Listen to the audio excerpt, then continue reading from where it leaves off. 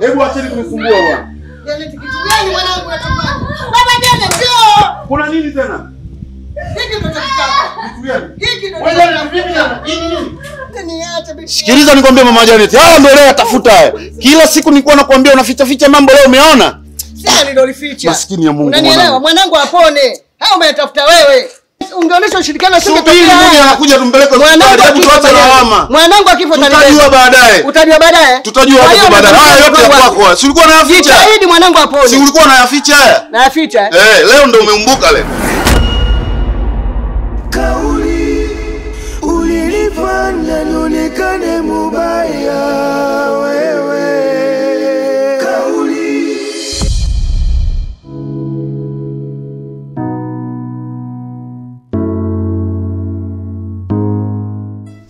Niambie mke wangu. Shwari vipi? Safi poa. Poa.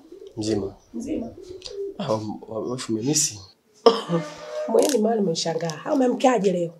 Mimi niko salama na furaha. Bado na maajabu. Kumbatiwa. Wewe vitu hivyo wakumisi? Nategemea. Wife wewe. Mimi bwana nimekata nimefikiria sana. Nimeona ni ujinga. Sawa. Mambo ambayo nilifanya nyuma ni ujinga, naomba unisamehe tu. Tuangalie maisha mbeleni. Sawa, kama mda kazini sasa nipata kazi. Mshahara mzuri, napata hela nzuri. Kwa naomba mbote ya nyuma nilikosea sio na mke nje sio na nini, naomba nisamehe. Ndio mkasikuta nishamwacha. Sawa, sasa hivi nimebaki na wewe. Wewe mke wangu. Wa ndoa kabisa. Nimekuwa kwa ndoa kwa taratibu zote za kidini. Sawa, nimeona yani hakuna kitu ambacho ujinga tu ile, kwa naomba nisamehe sana. Na kuhusu ile biashara yako nitakupa pesa. Nitakupa pesa ili biashara iboost, usiendelee na hata vile vitu ambavyo viko usuku wa watu wa mikopo wale. Utapata hela, chukua nitakukabidhi, ukachukua vitu hivi ndani. Mshiriki endelee mke wangu. Nisamehe sana. Sawa. Haina shida. Kama nadhani umetambua kosa lako. Haina shida. Na la mwisho nilikuwa nataka baadaye sio kule kwa mama mkubwa huko kuongea naye, mwambie ile swala la milioni nini ile acha nalo. Sawa? Usipozime hela mimi pesa nitakupa kwa mambo yako. Na yani na mengine yapo. Leo na zawadi yako leo, surprise yako. Basi sawa. Sijali mume wangu. Na hivi nilikuwa na mpango natoka kidogo. Ndio. Nikienda hivi safari yangu nitapitia kwa mama nitamwambia. Uko unaelekea wapi? Naenda tu hapo mara moja saluni. Maana nimechoka kubana kila siku nywele hivi. Naenda kusuka. Sawa. Hiyo mimi nitalipa hiyo saluni. Jamani, kweli nimeamini. Sasa naweza kawa nabii. Sawa, nitashukuru kunipa. Sasa tufanya. Usiende peke yako. Maana kienda. Haya, nisubiri. Haya wewe.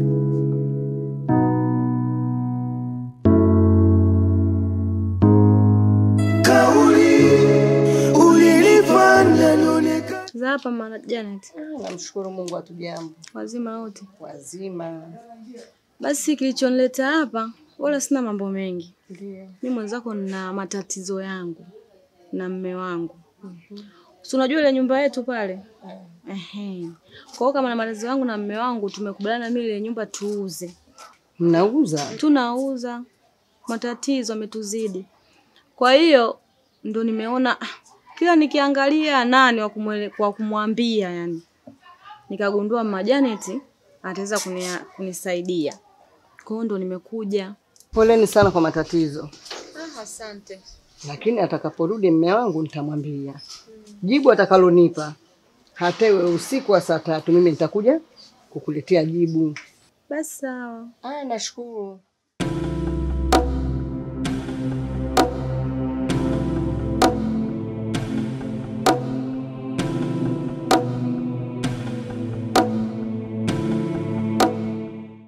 Lile jambo nilikuwa nimekwambia la mama wawili kuuza nyumba. Nadhani mwenyewe amefika. Okay. Karibu mama wawili. Asante baba, shikamoo. Marhaba, kwema? Habari za nyumbani? Mumeo wa jambo? Nashukuru. Nimesikia kwamba mnauza nyumba yenu. Nini shida? Baba, tunauza nyumba. Ni madeni baba. Tulikopa. Kwa hiyo ile hela kurudisha ni kipengele sana. Nyumba mnauza shilingi ngapi? Nyumba tunauza milioni 25. Na huko mnadaiwa shilingi ngapi? Tulikopa milioni 2. Sasa eti mke wangu, hivi nyumba milioni 25 mnadaiwa milioni 2, mkauza nyumba milioni 25 kweli? Halafu mbona mumeo baba wawili juzi tu tulikuwa kwenye kahawa pale, hajawahi kuniambia hivyo kwamba kuna tatizo kama hili. Aisee, poleni sana. Sasa naomba tufanye kitu kimoja. Mama Janet, naomba niwasaidie kitu kimoja. Mimi nitawapa milioni 2, mkalipe hilo deni, alafu then mtanipa kidogo kidogo. Lakini hamwezi kupoteza hiyo nyumba eti mtoke mkaishi kijijini kama alivyonieleza Mama Janet, eti kwa sababu kuuza nyumba mnadaiwa milioni 2.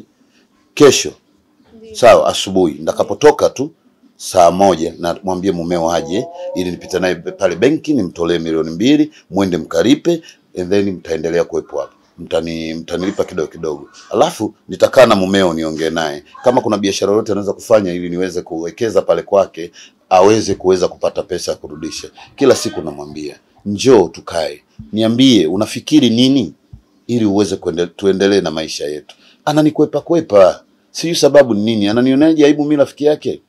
Karibuni sana. Sawa eh? Asante sana. Karibu sana.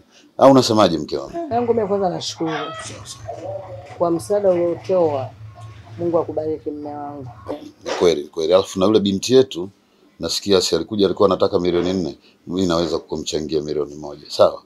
Asante mume wangu. Karibu sana. Asante sana. Kwa amani.